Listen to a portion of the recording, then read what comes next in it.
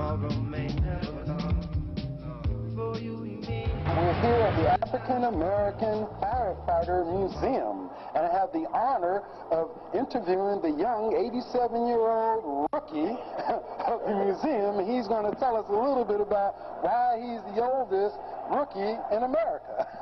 Well, here we are upstairs of the African American Firefighter Museum, and we're here talking with the rookie, the one and only, the rookie, and he's going to tell us a little bit about how he came in his first days back in 1940.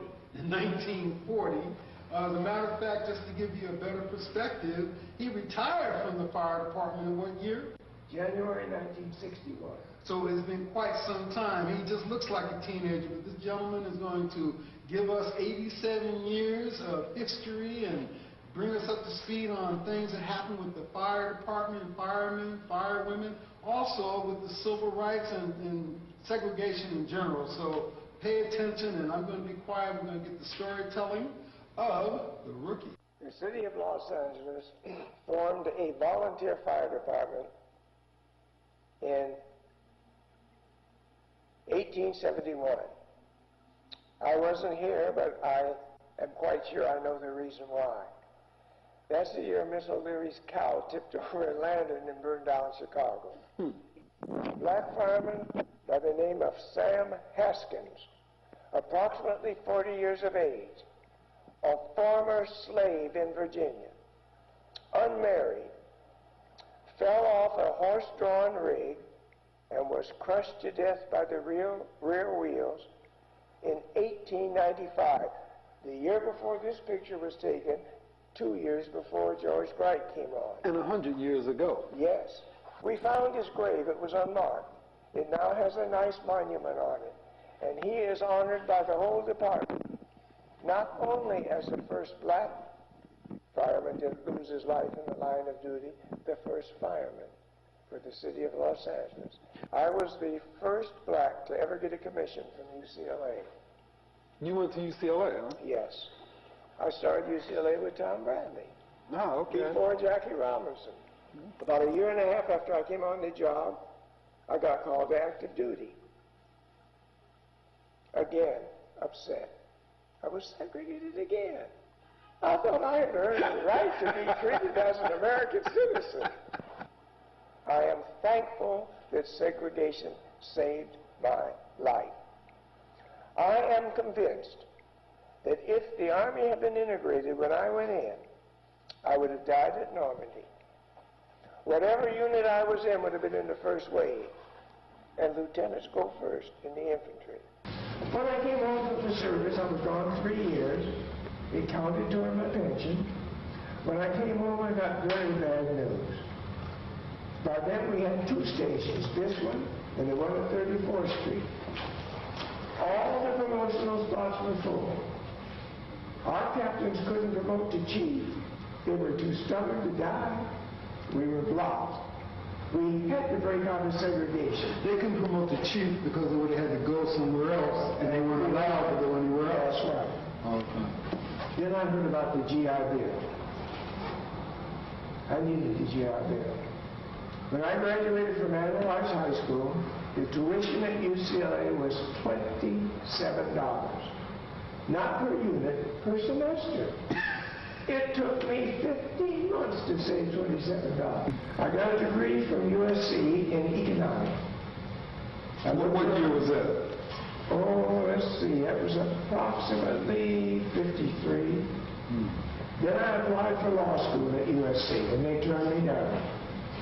They said, our law school is so tough, we only allow law students to work 15 hours a week. I was on duty 53 hours a week. I said, that's all right, I'll appeal. In my appeal, I managed to trick them. I said, you know, before the war, I went to UCLA, maintained a B average, a few A's, B average. Since the war, I've come to USC as a fireman. I've gotten a degree in economics, a bachelor's degree. I have gotten all A's at USC except 1 B in German. Either I've matured or else your school isn't as tough as UCLA. I said, come on. law school. I graduated from law school as a fireman, passed the bar, and then they told me, rookie, that's my name because I came without any training, you're being integrated.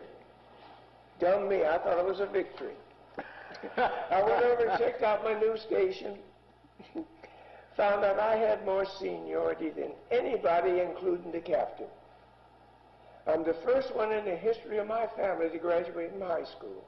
And here I am with 2 college degrees, passed the bar, an attorney. I'm walking around, but they'd be so glad to have me. Got to the door and the captain says, Hartsfield, I'm asking you not to come in the kitchen when the white firemen are eating.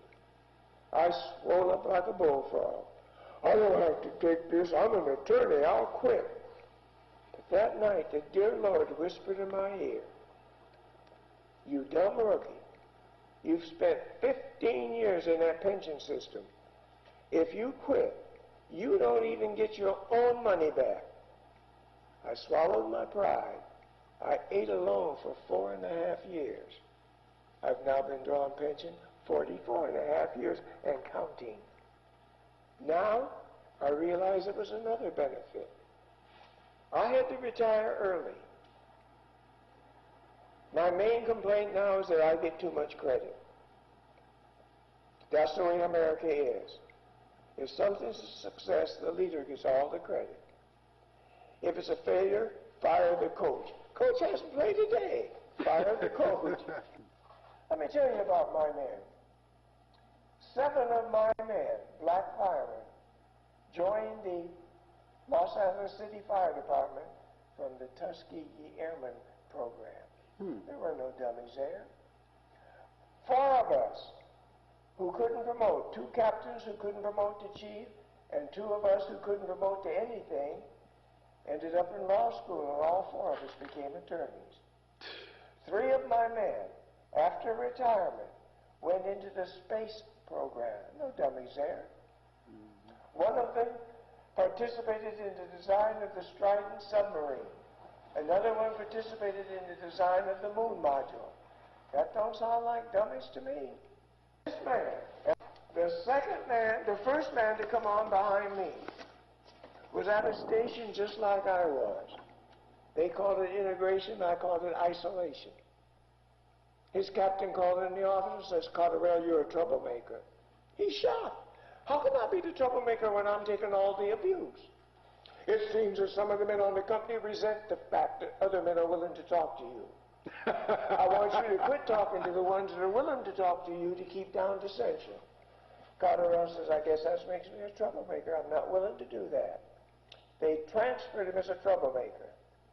But after I retired and joined the NAACP in court, he became a captain, he became a captain, he became a captain, and he became a captain. Wallace DeCure was up in the Coenga Pass. Come to work every morning. Good morning, silence. Good morning, silence. Finally, a white fireman took him aside and said, are you stupid? Coming here saying good morning every morning. Ain't nobody going to speak to you. Wally said, well, that just proves I was brought up better than you. And I decided rather than lower myself to your level, I keep trying to bring you up to mine. Turned on his heel and walked away. My last 17 years on the job, no black could make captain. Now there are currently 57 black captains. We've had a total of 100. This is Michael Blaze reporting on behalf of Unified Fathers for Life and all the firefighters and black firefighters and firewomen in Los Angeles. We'd like to say thank you very much for the dedication and the commitment that you and your men made over the last 60 years. Thank you.